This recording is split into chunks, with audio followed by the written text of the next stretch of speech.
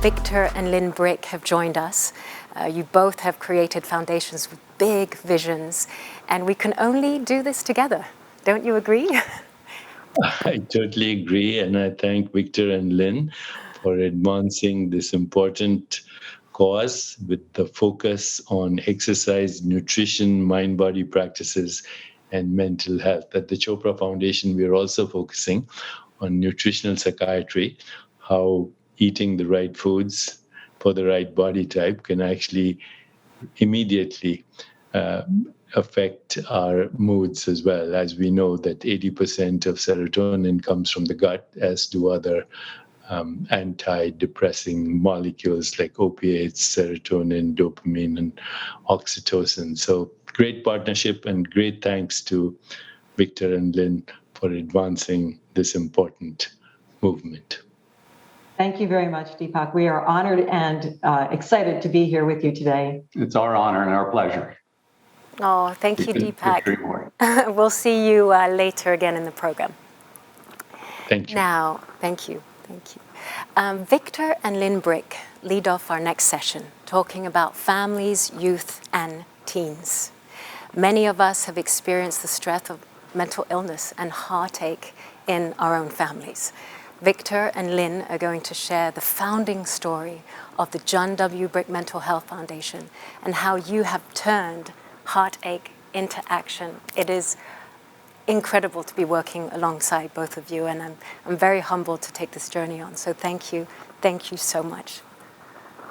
Well, thank you, Gabriella, and it's just a real joy and a pleasure to be working with you as well. The John W. Brick Mental Health Foundation is named after my oldest brother, John, who suffered from schizophrenia his entire life and died from complications of the disease. Notice I said complications of the disease, not the disease. So John suffered from this thing called schizophrenia, and it followed him around like a dark cloud. And it went with him wherever he went and whatever he did. And in many ways, it hung over the rest of the family as well.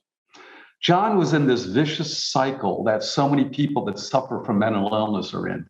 And that is that he felt so bad he needed medication. He would be put on medication and it would make him feel better. It'd make him more lucid, but physically it would make him feel so terrible. And now that he's lucid, he could see what it was doing to him. So he'd get off his medication. And of course, what would happen? He'd get on this downward spiral again, or begin to get sick and begin to get psychotic. And the whole cycle would start over again. Mm-hmm. Now, in addition to his medication, John would often require psychoanalysis, of course, and institutionalization, especially when he ran away from home. The grown man can run away from home, from my parents' home in D.C., and would end up homeless on the streets of Washington, D.C., which is where we grew up. And during those times, I was always the one that would get in a car, drive down from Baltimore, and look for him. And somehow, I always found him. One time I found him sitting on a wall at DuPont Circle in the middle of the summer with nothing on but a pair of jeans, no shirt, no shoes, no socks. Another time, we're in the health club business. Another time I got a call from one of my clubs in Baltimore. They said, early in the morning, they said, "Victor, there's this homeless guy here and he says he's your brother." And I said to the guy on the phone, I said, "Don't let him leave. He is." Somehow I was always able to find him and save him, except for the last time. As John began to get more psychotic and the situation began to worsen, we had to take him out of my parents' home in Florida because he was a danger to himself and conceivably to them. And we had him in a trailer park home. And he began to withdraw both from the family and from society. And he began to abstain from all modern appliances. He felt he had to do so as a penance. Why else would God be punishing him for being so? God had to be punishing him, which is why he had such, quote, bad luck. So first he got rid of the refrigerator, then he got rid of the television and then the radio, and finally he got rid of the air conditioning. And when my father found him on the floor of that trailer park home, lifeless, 12 years ago? Yes. 12 years ago, it was 115 degrees inside that trailer home. Now, we don't know if he died from a heart attack. We don't know if he died from heat stroke. They wanted to do an autopsy, but my mother said, "He's suffered enough. He's gone. Just let it go." What we do know is that it was from complications due to his mental condition. At his funeral, It was one of the saddest affairs we'd ever attended. Mm-hmm. The only people there were the immediate family. And it was at that time that we said to ourselves, this is not the way our brother and brother-in-law is going to go out. And that's when we started the John W. Brick Mental Health Foundation.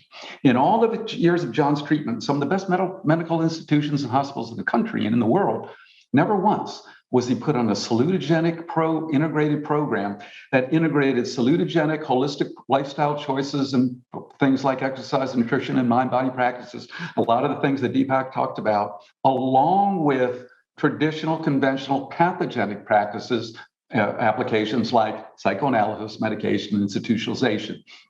We knew that to treat mental health, there needs to be a combination of self-care, the salutogenic processes where people take control of their own life and their support system helps with that, and healthcare. That's what medicine is supposed to take care of, the pathogenically sick people.